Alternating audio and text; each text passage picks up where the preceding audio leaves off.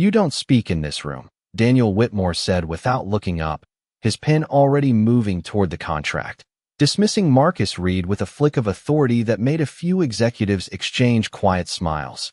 Marcus stood by the glass wall in his maintenance uniform, badge clipped low, invisible by design. Yet his eyes stayed locked on the screen behind them where a single line of code pulsed like a warning no one else seemed to notice, the air humming with quiet confidence. Leather.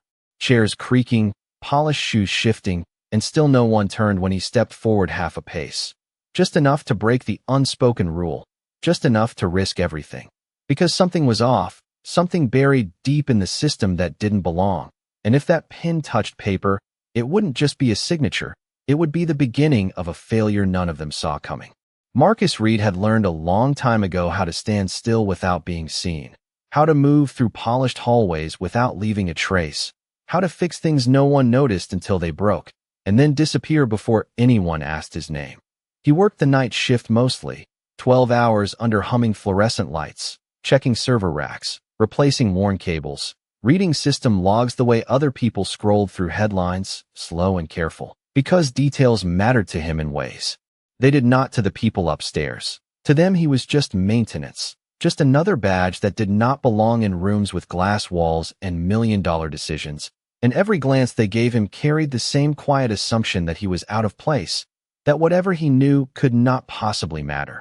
But Marcus had spent years teaching himself what those systems really meant, line by line, failure by failure. Because when you are ignored long enough, you start listening harder than everyone else. And right now, every instinct he had was telling him that something inside that system was about to go very, very wrong.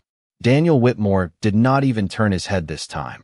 He simply raised one hand slightly, as if silencing background noise, and the room followed his lead without question, a few executives smirking as their eyes flicked toward Marcus with thinly veiled amusement, one man leaning back in his chair and whispering something that drew a quiet chuckle from the others. "We have professionals for this," Daniel said calmly, his voice cutting through the room with practiced authority, not interruptions. And the pause before the last word lingered just long enough to make its meaning clear. Someone near the end of the table let out a soft laugh. Another shook his head, tapping a pen against a leather notebook as if Marcus had just confirmed every assumption they had already made about him. The assistant by the door shifted uncomfortably, but said nothing, and the security guard outside the glass wall straightened slightly, already anticipating what would come next.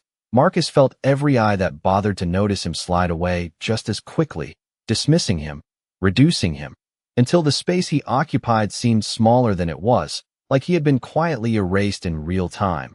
Yet the screen behind them continued to flicker with that same silent warning, ignored just like him. Marcus did not step back this time. Even as the subtle shift in the room made it clear he was no longer just being ignored but actively pushed out, the assistant now moving closer to the door, the security guard inside the hallway taking one slow step forward, and Daniel's pen hovering just inches above the paper like the final second before a decision that could not be undone. "Sir, you need to stop," Marcus said, his voice steady but louder now, enough to break through the low murmurs, enough to pull every eye back to him whether they wanted to look or not. And that was when the tension snapped tight across the room, sharp and uncomfortable, like something had gone off script. Daniel finally looked up, not with curiosity but irritation, his expression tightening as if Marcus had crossed a line that should never have been visible to someone like him. "You are out of line," he said flatly, each word controlled, measured, final. And a few people nodded immediately, relieved to return to familiar order. Someone at the table muttered, "Get him out of here." And this time no one laughed, because the moment had shifted from amusement to inconvenience. Marcus could feel the pressure closing in, the expectation that he would lower his eyes, apologize, disappear, but instead he glanced once more at the screen behind them, at the numbers climbing in a pattern that did not belong, and then back at the man about to sign, knowing that in less than 60 seconds, silence would cost far more than speaking ever could. Marcus did not raise his voice. He did not move any closer. He just looked directly at Daniel Whitmore and said quietly, "Are you sure you want to do that?" And for the first time since the meeting began, something shifted, not in the room, but in the man holding the pen. It was small, almost invisible, the slightest pause in his hand. The faint tightening at the corner of his eyes, as if something in Marcus's tone did not match the role he had already assigned him. The room noticed it too. Conversations dying mid-breath, a few executives straightening in their seats, waiting, watching, because hesitation from Daniel was not something they were used to seeing. The pen hovered just above the paper, close enough to sign, close enough to end it.